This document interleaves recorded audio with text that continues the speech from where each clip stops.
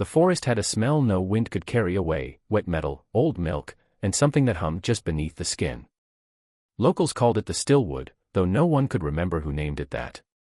They said animals wouldn't cross its creek and that the trees grew too close together, like ribs trying to hide a heart. The road into Hardin County wasn't meant for outsiders. It wound through the hills like a vein, narrow and half-swallowed by kudzu, leading nowhere anyone sane would choose to go. The journalist, her name unimportant to the story now, had been on the road for 5 hours when the last radio station faded into static. She came chasing whispers, stories that never made it into the archives, a family hidden in the woods, their history scrubbed from birth records and property deeds. The first tip had come from an anonymous email signed only, a friend of the blood, promising evidence of unnatural kinship buried somewhere in the Appalachian backcountry. For most reporters, that would have been enough to delete the message and move on. But she wasn't most reporters. Her work lived in the gray between myth and memory, the place where truth feels more dangerous than lies. The town she entered didn't have a sign. It was little more than a handful of structures leaning against the wind, an abandoned gas station, a church with its windows boarded, and a diner that still smelled faintly of coffee though it hadn't opened in years.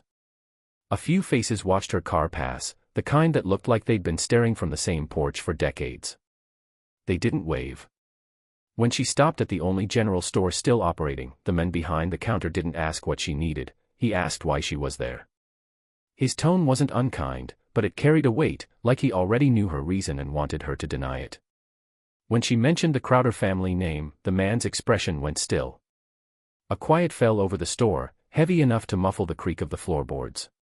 After a pause, he leaned closer and said, "You'll want to leave before sundown." He told her there were parts of the forest that still belonged to the dead, and others that belonged to things worse than that. When she tried to press him, his eyes shifted to the wall behind her where an old photograph hung, grainy, water-damaged. It showed a young man standing beside an older woman, their faces blurred together by time, the same unsettling resemblance stitched across their features. She left with a pack of matches, a bottle of water, and directions no GPS would recognize. As she drove away, she caught the faint shape of the man in her rearview mirror, still watching from the store window. The last thing he'd said before she stepped outside wasn't a warning, it was a plea. "Don't go looking for the bloodline," he murmured. "It's been trying to stay buried." The librarian was the kind of woman who seemed half-carved from the dust around her. Her hair, pale and thinning, hung in a loose braid that brushed the shoulders of a faded cardigan, and her eyes had the color of paper left too long in sunlight. The journalist found her in the county's one-room library, a converted church that smelled of mildew and something faintly sweet, like wilted flowers left on a grave. She had come looking for public birth records, hoping to find traces of the Crowder name, but most of the archives were gone, burned or misplaced in what locals called the courthouse fire, though no one could remember when it had happened. The librarian listened without interrupting, her hands folded on the desk like someone waiting for a storm she'd already seen before. When the journalist mentioned the cabin and the rumor of children born from the same bloodline, a strange flicker crossed the old woman's face, something between fear and recognition. She didn't ask who sent her or why she cared. Instead, she stood, walked to the far corner of the room, and pulled down a thick folder coated in a film of gray dust. Inside were yellowed papers, newspaper clippings, and maps hand-drawn in pencil. She thumbed through them in silence, then stopped at one sheet, a county survey map from the 1930s, its edges crumbling at the touch. Most of the land was familiar, winding rivers, coal roads, ridges with names that no longer appeared on modern maps. But near the edge, past the river and deep into the forest, there was a circle of shaded land marked only with 2 words written faintly in the margin, "The Hollow." The librarian slid the map across the table but didn't meet the journalist's eyes. "That area was never supposed to be mapped," she said softly, almost apologetically. "It's where the Crowders lived before the records stopped." She hesitated, her fingers brushing the edge of the paper as if reluctant to let it go. "If you go there, don't stay past nightfall. The air changes after dark." The journalist asked what she meant, but the librarian only shook her head. As the journalist packed her camera bag, the woman added one last thing, something that sounded more like a confession than advice. "We had a census taker once," she whispered. "Went up there to count the family. Came back 3 days later, but he wasn't right anymore. Said he counted the same faces twice." When the journalist turned to thank her, the librarian was already shelving books that hadn't been checked out in decades, her voice low, reciting names too faint to hear. The path to the Crowder cabin wasn't marked on any map, but the journalist followed the old survey lines anyway, trusting the compass more than her instincts. The forest thickened as she went, swallowing the light until noon looked like dusk. The ground was soft, layered in years of rot, and each step seemed to sink a little deeper into the past.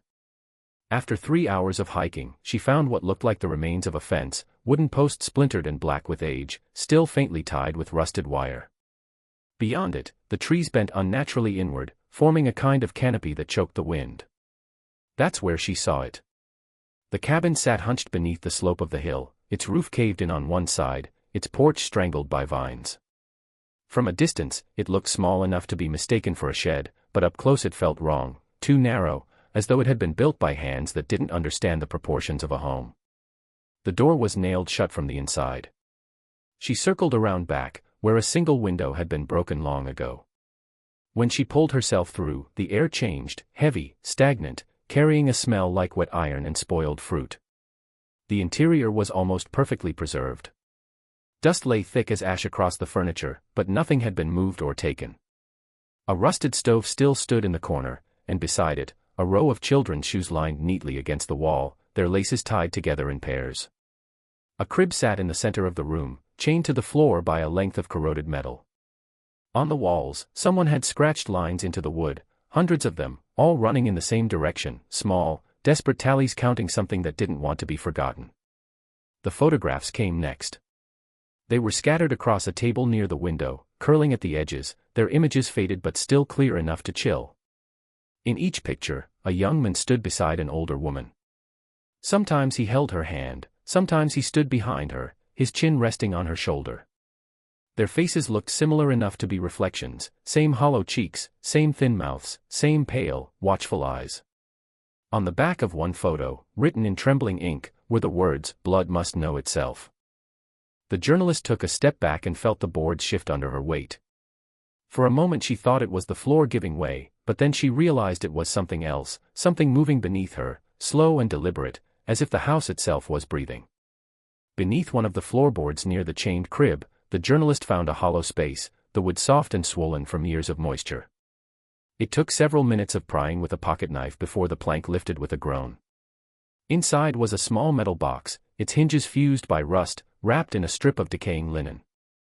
When she finally managed to open it, the air that escaped was stale and heavy, carrying the faint scent of mildew and something older, like dried flowers left too long in a coffin. Inside, she found a bundle of letters tied with twine, a small crucifix carved from bone, and a leather-bound journal that looked like it had been handled more than it had ever been read. The initials on the front were barely visible beneath the mold, E.C., Eunice Crowder. The journal's pages were uneven and warped, but the ink had survived, written in the kind of delicate cursive that belonged to another century. At first, the entries were ordinary, accounts of weather, of canning vegetables, of loneliness. But after the third entry, the handwriting changed. The letters grew tighter, the tone colder, as if the woman who'd begun the book was slowly being replaced by someone else.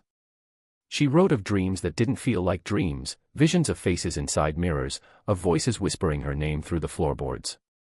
She described a sickness spreading through her family, one that didn't touch the body but the mind, convincing them that God had chosen their blood for something greater.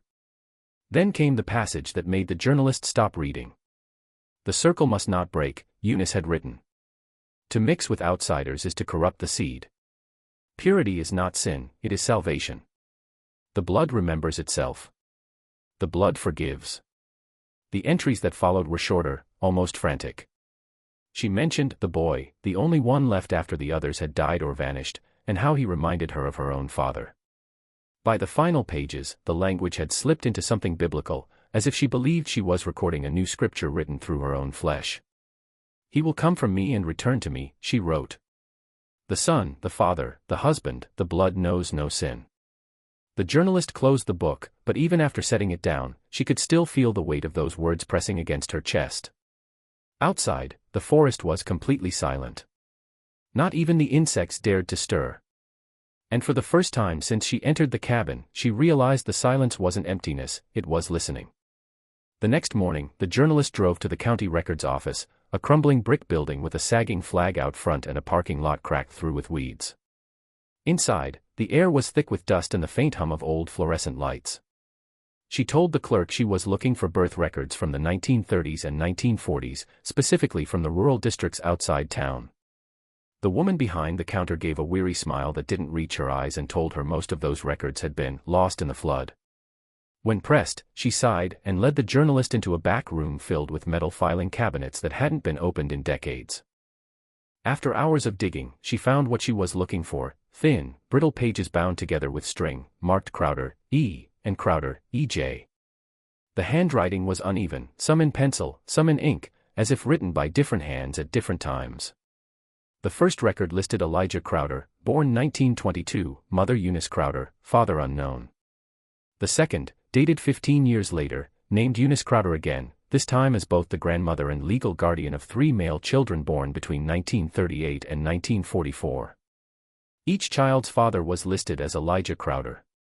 The spaces for the mothers' names were left blank. The journalist stared at the forms, her throat tightening. The ink bled slightly around the edges, as if it had been touched by damp fingers. 3 sons, all registered under different last names, each disappearing from the records before reaching adolescence. The last entry bore a faded stamp, no further documentation available. She photographed everything, then noticed something strange. On the margins of each page, faint pencil marks repeated the same small symbol, a circle drawn around 3 smaller rings. When she showed the clerk the documents, the woman frowned and whispered, "You shouldn't have found those." She explained that the Crowders were a name nobody said aloud anymore, that the county once tried to erase them completely after a series of unholy incidents. When the journalist asked what that meant, the clerk only shook her head. "You think it's just incest," she murmured. "It's more than that. They believed what they were doing kept the world from ending. They called it keeping the circle." The journalist folded the records back into the folder, but her hands trembled. The family wasn't just inbred, they were devoted to an idea, to a curse, to something that had been passed down like scripture. And somewhere out there, buried in the trees, were the graves of 3 boys who had never been allowed to leave the circle. The forest had changed since her first visit. The journalist noticed it as soon as she stepped past the old fence line. The air felt heavier, the wind slower, the light more yellow than it should have been. She followed the same trail leading back to the cabin, but this time the trees seemed to lean closer together, their trunks warped, their bark split open in strange circular patterns that hadn't been there before. At first she thought they were natural, disease, maybe, or lightning scars, but the more she looked, the more deliberate they appeared. Each carving was precise, a pattern repeating itself again and again, a circle enclosing 3 smaller rings, identical to the markings she'd seen penciled in the margins of the birth records. The bark around the carvings oozed a dark resin that glistened like blood in the filtered light. She ran her fingers over one of the symbols, and the texture felt wrong, too smooth, as if the wood had been polished from within. A faint hum seemed to rise from it, a vibration she could feel through her fingertips. Then came the smell, sharp and metallic, the same scent that had filled the cabin's walls. She pulled her hand away, her pulse quickening, and noticed the tree sap sticking to her skin. It wasn't amber or clear, it was crimson. She wiped it off with her sleeve, but the stain clung to her like oil. The deeper she walked, the more markings she found. Some carved freshly into the trees, others nearly swallowed by years of growth. A pattern began to emerge, every carving faced the same direction, toward a clearing that hadn't been visible on her first visit. When she reached it, the ground dipped into a shallow basin, and in the center lay a circle of stones, each engraved with the same emblem. Animal bones littered the soil, rabbits, deer, something larger. A single tree stood in the middle, its bark covered entirely in the circular markings, its trunk split open down the middle like a wound that never healed. As she knelt to photograph the carvings, she heard something, a faint, rhythmic sound echoing through the forest. It wasn't wind. It wasn't water. It was breathing. The sound came from behind her, then from the left, then from everywhere at once, slow and synchronized, as if the forest itself were inhaling. For a moment she thought she saw movement among the trees, a flicker of something pale between the trunks. When she turned her camera toward it, the viewfinder went black, though the lens was clear. The air pressed against her like a heartbeat, and she understood, without knowing how, that the symbols weren't warnings. They were invitations. Inside the cabin, the air was colder than it should have been. The journalist had returned near dusk, drawn back by a need she couldn't name, though part of her already regretted it. Her flashlight beam caught on the same dust-covered furniture, the same row of children's shoes still lined neatly against the wall. But something had shifted. The air felt charged, as if the house itself were holding its breath. She began searching the corners again, looking for anything she might have missed before, and that was when she saw it, a small reel-to-reel tape recorder half buried under a pile of moth-eaten quilts. Its casing was cracked, its reels warped, but a strip of magnetic tape still hung loosely from the spool, glinting faintly in the light. She brushed the dust away and saw a piece of masking tape on its side, faded almost to nothing. Only 2 words remained legible, the circle. She turned the hand crank slowly, unsure if it would even move, but to her surprise the mechanism clicked and the reel began to turn. The speaker crackled at first, a soft hiss like whine through broken glass. Then a voice bled through, a low, rhythmic whisper, warped by age and distortion. At first, it was impossible to make out the words. The sound rose and fell in waves, sometimes slipping into silence before returning louder, closer. She leaned in, adjusting the volume knob, her breath fogging in the chill. Then, beneath the static, the phrase became clear. A man's voice, steady but strained, repeating the same sentence over and over again, "It stays in the blood." The tone wasn't human anymore. It sounded like a chant, or a prayer said too many times. The more she listened, the more the voice seemed to change, shifting pitch, splitting into 2, then 3 overlapping tones, as if several people were whispering in unison. She could hear faint thumps between the words, like footsteps moving closer to the microphone, and something that might have been breathing against the recorder itself. The phrase never changed. "It stays in the blood. It stays in the blood." Her flashlight flickered. For a brief second, the beam caught something on the wall behind her, handprints, small and smeared, trailing downward as though someone had dragged their fingers through wet soot. The tape sputtered, then went silent. But even after it stopped, the room didn't return to quiet. From somewhere deep in the floor, she thought she heard the same words again, whispered softly, as if the recording hadn't ended at all but simply moved outside the machine. The storm came without warning. By the time the journalist reached the edge of the forest, the sky had turned the color of old bruises and the wind carried the taste of iron. She had come back to photograph the graves she'd glimpsed behind the cabin on her last visit, 3 small mounds of earth ringed with stones, simple and silent, their shapes nearly lost beneath the creeping moss. She'd taken pictures of them the day before, planning to compare their size and placement against county records. But when she returned that evening, they weren't where she had left them. The ground had changed. At first, she thought she'd misremembered. The cabin's porch faced the same direction, the same trees arched overhead, but the graves were gone from the clearing. She searched the perimeter, flashlight cutting through the dark, until she saw them, only a few yards away, perfectly arranged in a new line closer to the back wall of the house. The stones were the same, the spacing identical, but the soil looked freshly disturbed, damp even though the rain hadn't yet fallen. It was as if someone had moved them by hand in the night. She crouched beside the nearest mound, brushing away a few leaves. The earth felt cold, unnaturally cold, and when she pressed her palm against it, she swore she felt a faint vibration pulsing beneath the surface, slow, rhythmic, like a heartbeat. She jerked her hand back and checked the photos on her camera. Yesterday's images showed the graves at least 15 feet farther out, near the tree line. The difference wasn't her imagination. They had moved.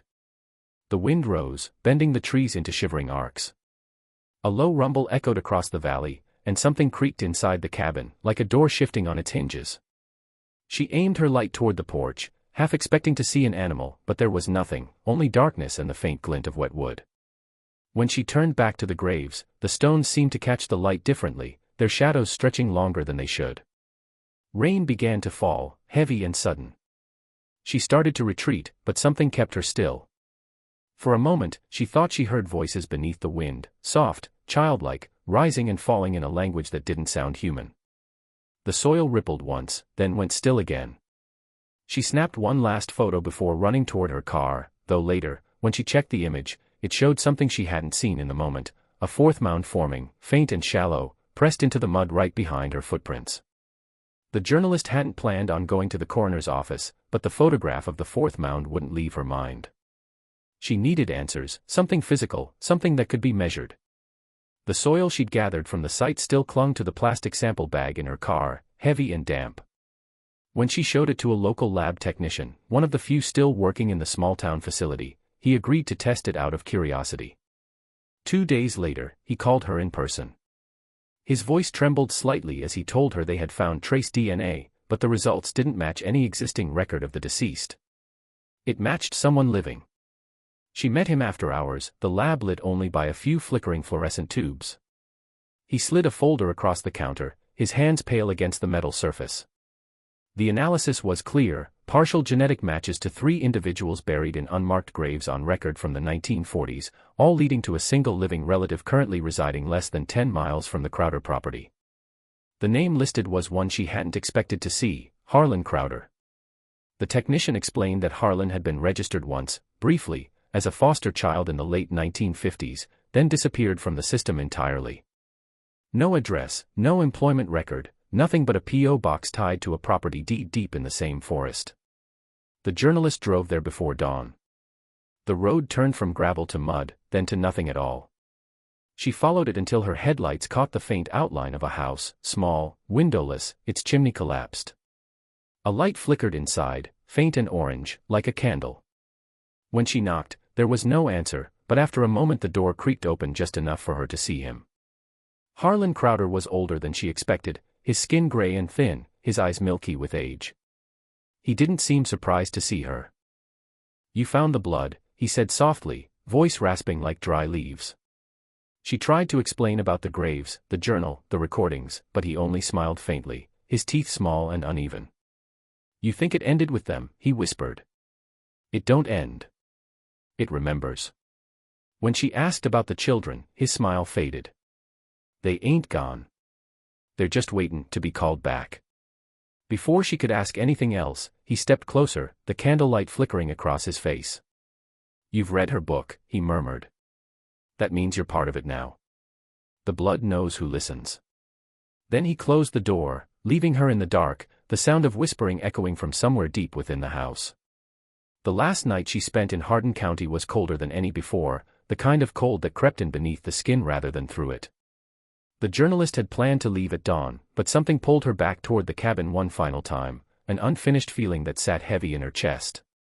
She told herself she needed one last photograph of the clearing, proof that the graves had truly moved, that she hadn't imagined it all. Yet as she drove down the narrow dirt road, every instinct in her body screamed to turn around. The forest loomed closer than before, the branches hanging low enough to scrape against her windshield like fingernails. When she reached the cabin, the air was utterly still. No insects, no wind, no movement at all, just silence so deep it pressed against her ears. The front door hung open slightly, even though she knew she had closed it the last time. She stepped inside, flashlight trembling in her grip, the beam catching dust motes that drifted like ash. The smell of rot was stronger now, mixed with something metallic, something fresh. The crib was empty, but the chain that once bound it to the floor was gone. In its place, a circle had been drawn into the wood, small, perfect, filled with dark, drying stains that didn't look like dirt. Her camera clicked once, the flash lighting the room for an instant. In that white burst, she saw movement at the edge of the frame, something crouched low near the doorway, gone before the light faded. She turned quickly, her pulse hammering, but there was nothing there. The air grew warmer, heavy with the scent of damp soil. Then she heard it, laughter. Faint, high-pitched, echoing from somewhere outside. It wasn't playful laughter, it was rhythmic, rehearsed, like a chant spoken through smiling mouths. She stepped toward the porch, and the sound stopped. For a long moment, she stood in the doorway, camera raised, scanning the clearing. The graves were there again, 4 of them now, perfectly aligned in the moonlight. The nearest mound looked fresh, the soil turned and wet. She took another picture, but the flash failed. Darkness swallowed the clearing, and in it came a new sound, 3 distinct voices, whispering her name. They weren't behind her or ahead of her but everywhere, rising and falling like breathing. Her camera's red recording light flickered once, then went dead. 2 weeks later, hikers found the camera half buried in the mud near the creek. The footage ended abruptly, the final frame showing the cabin's open door and the circle on the floor, glowing faintly in the dark, as if the wood itself remembered the blood that had passed through it.